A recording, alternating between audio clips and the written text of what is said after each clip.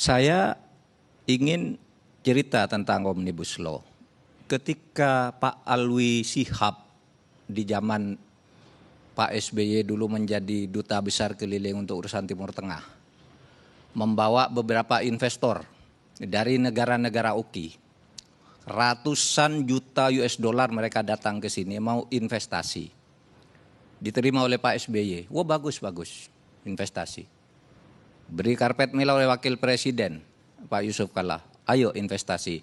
Sesudah mau dieksekusi tidak bisa Pak, karena katanya bertentangan dengan peraturan ini. Sesudah masuk ke eselon 2 di sebuah departemen, oh ini ada kepresnya begini, tidak boleh. Oh itu ada undang-undang nomor sekian, sehingga pulang, orang sudah ke sini pada pulang. Itu sebabnya lalu bagaimana penyederhanaan perizinan itu menjadi penting. Gitu. Itu satu. Yang kedua, ketika tahun kedua Pak Jokowi itu menjadi presiden, dia pergi ke Tanjung Priok, melihat dwelling time, bongkar muat kapal, kok sampai 7 hari, 8 hari, apa tidak bisa 2 hari, 3 hari, kata Pak SBY. Bisa, kata Darmin Nasution yang ikut waktu itu. Tapi tidak bisa juga Pak, karena sesudah ditata di bidang itunya ada undang-undang lain yang beda. Sesudah diselesaikan di urusan bea cukai, wah ini imigrasinya lain lagi, ini lain lagi. Sehingga pada waktu itu, ini gimana sih caranya? Nah, ketika Pak Luhut Panjaitan itu jadi Menko Polhukam, saya, Jimli Asidiki, Indiarto Senuaji, itu diundang oleh Menko Polhukam Pak Luhut. Gimana? Ini pemerintah terhambat oleh aturan yang banyak itu. Disitulah kita katakan kalau gitu buat aja Omnibus Law. Itu tahun 2016. Oke, kita garap. Tiba-tiba Pak Luhut direshuffle pindah ke Menteri Kemaritiman. Macet itu. Gitu. Saya hanya ingin mengatakan bahwa pada saat itu memang pikiran Pak Jokowi itu bagaimana menyederhanakan aturannya agar tidak tumpang tindih. Kemudian kami bekerja ikut membantu Kementerian Hukum dan HAM. Kalau tidak salah Mas Zainal Pak ikut ya, tentang penataan regulasi.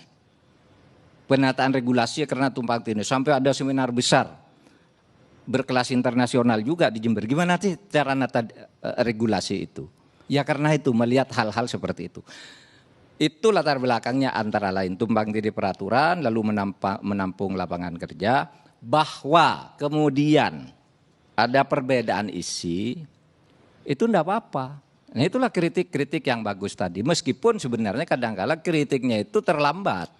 Karena begitu ada kritik, itu sudah dicabut. Yang dikritik itu diganti dengan masukan kritik. Seperti tadi kata Mas Bahlil, soal tanah 99 tahun. Itu kan dulu pertama. Lalu orang enggak setuju, cabut. Cetak lagi bukunya berubah, tebelnya berubah lagi. Makanya itu bukan beda versi, karena diubah. Orang ribut soal pendidikan, kok pendidikan nih begini, cabut, berubah lagi halamannya gitu. Karena itu dalam proses diskusi yang dari buruh, yang Mas Iqbal, Said Iqbal itu yang demo besar-besaran, itu sudah berapa kali ke kantor saya menyampaikan 13 usul perbaikan, udah ditampung. Ditampung itu dalam arti mari dirembuk, pasalnya berubah, cari jalan tengah. Ketemu misalnya, tapi ada yang walk out gitu. Kalau ada yang walk out kan harus diputuskan juga gitu. Nah yang seperti itu artinya proses penyerapan aspirasi itu ya menurut saya sudah jalan sih. Menurut saya sudah jalan. Itu bahwa orang tidak setuju itu soal lain. Kalau dicari salahnya semua undang-undang itu pasti jelek lah.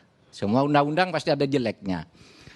Itulah sebabnya kita membuat Mahkamah Konstitusi gitu. Mana ada undang-undang di Indonesia ini yang tidak diprotes?